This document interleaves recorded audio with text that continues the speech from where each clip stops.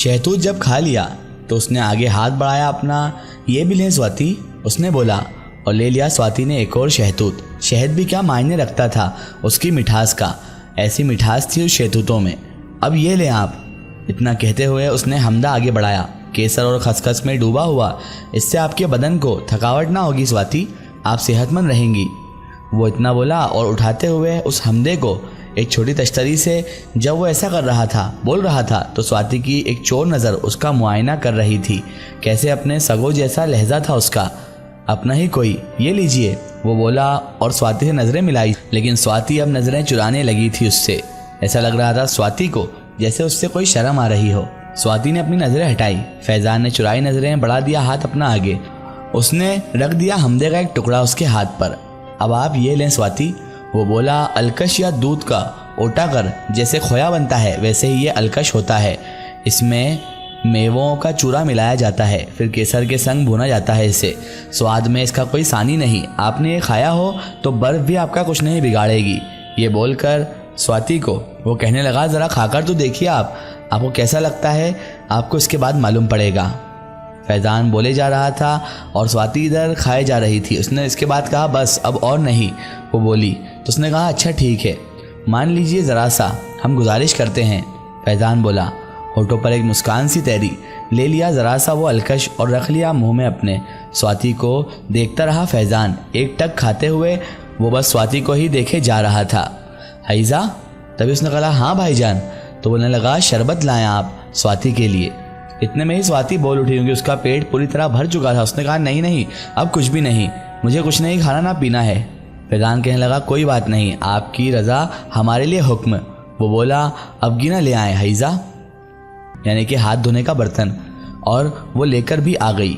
वो आप गिना पकड़ लिया हाथों में। लीजिए हाथ धो लीजिए स्वाति, वो बोला, और हाथ धोए स्वाति ने। आप गिना दिया वापस हैज़ा को और फिर से अपने कुर्ते से उसके हाथ पहुँच दिए।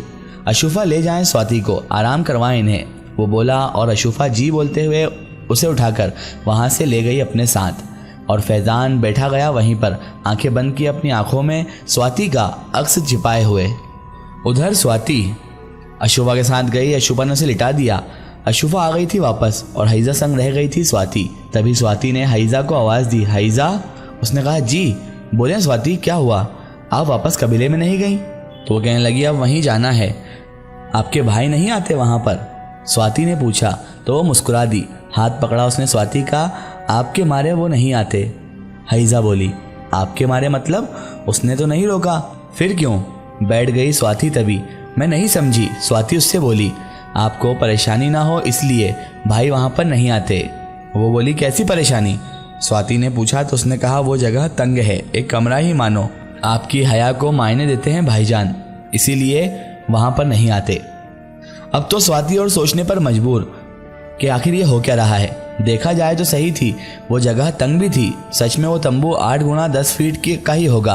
फैज़ान वहाँ आता तो हया के मारे गड़ ही जाती ज़मीन में स्वाति, लेकिन दिल ने कहीं शरारत खेली। अब होता है ऐसा सभी के साथ, ऐसा नहीं है हैज़ा? वो बोली। कैसा स्वाति? स्वाति ने कहा, वो वहाँ हो तो कैसा लगे? सच में स्वाति? स्वाति कहने लगी, हाँ अच्छे हैं आपके भाई। हैज़ा ने जैसे ही ये सुना तो उसके पास सरक आई। हैज़ा उसके हाथ पकड़ ही रखी थी।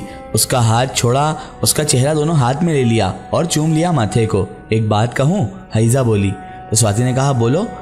हैज़ा कहने लगी, बुरा तो नहीं मानोगी? उसने पूछा कि नहीं नहीं, ऐसा क्यों बोल रही हो, डांटोगी तो नहीं?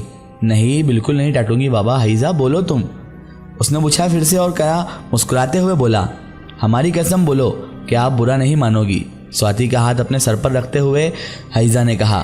तो स्वाति कहने लगी, आप कहे तो सही। तो हैज़ा बोली, आप हमारी कसम खाइए। तो उसने कहा, हाँ ठीक है, आप बताओ क्या बात है, अब बोलो। तभी हैज़ा चुप हुई और उसकी आंखों में संजीदगी आई। आंखों के दीदे दोनों के ही आपस में एक दूसरे से लड़े। कह दें? तो वो बोली, कहें। स्वाति अब आंखें बंद कर कर हैज़ा के उन अल्फाज का इंतज़ार कर रही थी। हैज़ा ने उसे एक टुक देखा और उसके बाद बोली, स्वाति जी, हमारे भाईजान फैज़ान आपसे इंतहाई मोहब्बत करते हैं स्वाति। हैज़ा बोली और आंखें खोली अपनी स्वाति ने, और तभी आंख खुली स्वाति की एक झटके से हुई खड़ी और सांसें बेकाबू थी। हाँफने लगी थी वो। दिल ऐसा धड़के जैसे अभी पसलियां फाड़कर बाहर आ जाएगा। अपने कानों से भी धड़कन सुनाई पड़ रही थी उसे। पसीने से तरबतर हो चली थी। उस वक्त वो पेशानी पर पसीना छलछला गया था। गर्दन से बहता पसीना राह ढूंढ रहा था। ठुड्डी पर पसीना टप टप टप के जा रहा था। उसने तभी सांसों को काबू करने के लिए लंबी लंबी सांसें भरी। कुछ धड़कन अब काबू आई। पसीना चादर से पोंछ लिया था। वो बैठ गई, दीवार से कमर सटा ली, घुटने ऊपर मोड़ लिए और हाथ रख उन पर अपना सर टिका लिया। हाइजा के वो अल्फाज, वो आतिशी अल्फाज उसके कानों में अभी तक गूंज रहे थे। उसको सपने से तो बाहर ले आई थी वो, लेकिन वो अल्फाज अभी भी गूंज रहे थे। मोहब्बत करते हैं फैजान स्वाति से, इंतहाई मोहब्बत। इससे पहले इस लफ्ज़ से साबका ना पड़ा था उसका। सुना था, कुछ कहानियाँ पढ़ी थी, कुछ फिल्में भी देखी थी बस, लेकिन हकीकत की ज़िंदगी में इस लफ्ज़ से कभी पेश आना ना हुआ था उसका। दिल की धड़कन फिर से रफ्तार पकड़ने लगी। वो आतिशी लफ्ज़ फिर से गूंजे। ये क्या कह दिया हाइजा ने? कहाँ फैज़ान और कहाँ वो? फैज़ान की हैसियत के आगे भला वो है ही क्या? वो बाग, वो जायदाद, वो इमारतें, वो खुद फैज़ान। कौन होगी वो जो दामन ना थामेगी उसका? एक से बढ़कर एक इंसान थी। इंसानी तकाजे आड़े आ ही जाने थे तो आ गए। घड़ी का अलार्म बजा, 6 बज गए थे। अलार्म बजे ही जा रहा था। काफ़ी देर हुई वो उठी, बंद किया अलार्म, खिड़की तक गई, बाहर देखा। सुबह की आमद से ज़मीनी लोग अपने अपने कामों में लग गए थे। परिंदे सुबह गा गा कर खैर मकदम कर रहे थे। सुहानी सुबह थी। वो बंद कर दी खिड़की, उसने ढक दिया पर्दा और उसके बाद वो चली गुसल खाने की ओर। धीरे से बाल्टी में झांका, लेकिन कोई फूल नहीं था। वो झुकी बैठी, उठाया मग, उसमें फिर से देखा, कोई फूल नहीं। आसपास देखा, बाल्टी के नीचे देखा, लेकिन कोई फूल नहीं था। आज फैज़ान नहीं आया था। वो रुक गया था। उसमें सब्र था और सब्र के इम्तिहान से उसे भी गुजरवा रहा था। अपनी आदमजाद महबूबा को काबिल होते हुए भी रुकना, थम जाना यकीनन सब्र ही था उस जिन फैज़ान के लिए। नहीं तो इस लम्हे में क्या और उस लम्हे में क्या, तो कोई फूल नहीं मिला था उसे आज। ज़रा संजीदा थी वो, संजीदा जानो कि कैसे अपने आप को ही टटोल रही थी। नाप तोल चल रही थी, तोल माशा जांचा जा रहा था। रत्ती भर इधर या उधर खिसके तो सब खत्म हो जाए। तो कसौटी जांची थी ये, उसी को मैंने संजीदा लिखा है। उसने स्नान किया, कपड़े पहने, बाल संवारे, हुई तैयार, उठाया अपना ज़रूरी सामान, उठाया बैग और चल पड़ी बाहर। मम्मी पापा से मिली, कुणाल से मिली। स्वाति माँ बोली उससे। उसने कहा हाँ मम्मी। वो बोली नीरज का रिश्ता पक्का हुआ था ना, अभी 16 की सगाई है उसकी। उसने कहा अच्छा ठीक है माँ। वो बोली बस इतना कहा कि ये ना कहा कि ये चाहिए और वो चाहिए, जैसा कि अक्सर ही कहा करती थी वो। संजीदा थी ना, इसलिए उसने कुछ नहीं कहा। चाय नाश्ता किया उसने, चुपचाप खाना रखा बैग में और उनको बताकर घर से निकल पड़ी। सवारी ली और जा पहुंची क्लास। रास्ते पर वही अल्फाज गूंजते रहे कानों में, पीछा ही ना छोड़ा उसका। यातायात का शोर, चिल्ल पों कुछ सुनाई नहीं दी उसको। कक्षा में जा बैठी वो अपनी सखाओं के संग। आज सिर्फ देखा उन्हें, बात ना की कोई भी, कैसी भी। कामना और पारुल समझ गई कि आज मामला संजीदा है कुछ। शायद मम्मी या पापा से कोई बात हुई है। वे भी चुप्पे साधे रहीं। दोपहर में उन्होंने साथ में कैंटीन में जाकर खाना खाया। क्या बात है स्वाति? अचानक कामना ने उससे पूछ लिया। उसने कहा कुछ नहीं। वो बोली हमें नहीं बताएगी तू? क्या बात है आखिर? कुछ नहीं है?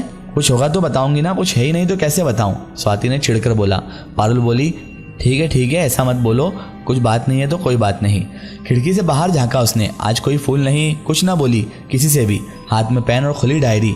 बाहर देखे जाए वे अल्फाज, कानों में गूंजे जाए। वो आंखें बंद करे फिर खोले और वे दोनों उसे ही देखे ही जाए। ये क्या लिखा तूने? तभी पारुल बोली। अब झटके से देखा स्वाति ने। डायरी पर पेन से अंग्रेजी में फैज़ान लिख दिया था उसने। इससे पहले कि वो देखती, एक झटके से डायरी बंद कर दी उसने। पारुल और कामना खूब चिल्लाती रहीं, गुस्सा करती रहीं, गिड़गिड़ाती रहीं, लेकिन ना दिखाया तो ना दिखाया। करीब 3:30 बजे वो वापस हुई, चौराहा पार किया और ले ली सवारी, चल पड़ी घर वापस। आज पहला दिन था उसकी ज़िंदगी का जब उसके होंठ संजीदगी ने सिल डाले थे। नहीं तो हंसना मुस्कुराना आम बात थी स्वाति के लिए। रास्ते में वही डायरी खोली उसने। फैज़ान लिखा था। उसने छुआ उसे उंगली से, पेन निकाला और उसको ढांपने के लिए जैसे ही पेन छुआया हाथ ना चला। उंगलियां जैसे हरकत ना करे, हाथ जैसे हरकत से बाज आए। उसने फिर से कोशिश की और फिर से वही बंद कर दिया पेन रखकर उसने। और फिर वापस डायरी को, सफ़े के उस हिस्से को फाड़ना चाहा। बड़ी हिम्मत की और फाड़ लिया। अब हाथ में था वो हिस्सा। बाहर जाकर और फेंकने के लिए निकाला हाथ बाहर। उसने कई बार कोशिश की और एक में सफल भी हो गई। फेंक दिया वो हिस्सा क्या पंख की तरह उड़ चला। उसने पीछे मुड़ के देखा, सड़क के बाएं गिरा था। रुकना भैया, बोली तेज उस सवारी वाले से। चालक ने आहिस्ता से एक तरफ रोक दिया। वो दौड़ी भागी तेज। वो हिस्सा वहीं पड़ा था। लोग बाग गुजरते थे पैदल वहां से। पाँव के नीचे खुनता वो। दिल में टिस सी उठी थी। उससे उठाया वो हिस्सा और कर लिया मुट्ठी में बंद। चली वापस और वाहन चला फिर से आगे। एक नावजूद कागज़, महज एक कागज़, फ़कत एक कागज़ के मामूली हिस्से ने, जिसका कोई वज़न भी मायने नहीं रखता था, उस स्वाति को रोक ही दिया था। अब इसे हम क्या कहें। उसका हाथ खोला, अपना वो हिस्सा, वो नावजूद कागज़ मुड़ तुड़ गया था। अपनी उंगलियों से सीधा किया उसे और फिर समतल फैज़ान लिखा हुआ दिखा उसे। इसे मोहब्बत ना कहें तो क्या कहें, लेकिन उसे खुद समझ में नहीं आ रहा था कि वो एक जिन्नात और ये इंसान, कैसे क्या होगा, कैसी मोहब्बत, कैसा रिश्ता, आखिर क्या था इन सब चीज़ों के पीछे राज। ये सब जानेंगे हम इस वीडियो के अगले पार्ट में। दोस्तों, अगर आप भी अपनी ज़िंदगी की कोई सच्ची कहानी या सच्ची घटना हमारे चैनल से शेयर करवाना चाहते हैं और आप चाहते हैं कि आपकी स्टोरी भी माय स्टोरी बुक चैनल से शेयर हो, तो आप हमें हमारे फेसबुक पेज पर कांटेक्ट कर सकते हैं और अपनी स्टोरी वहां पर हमें बता सकते हैं।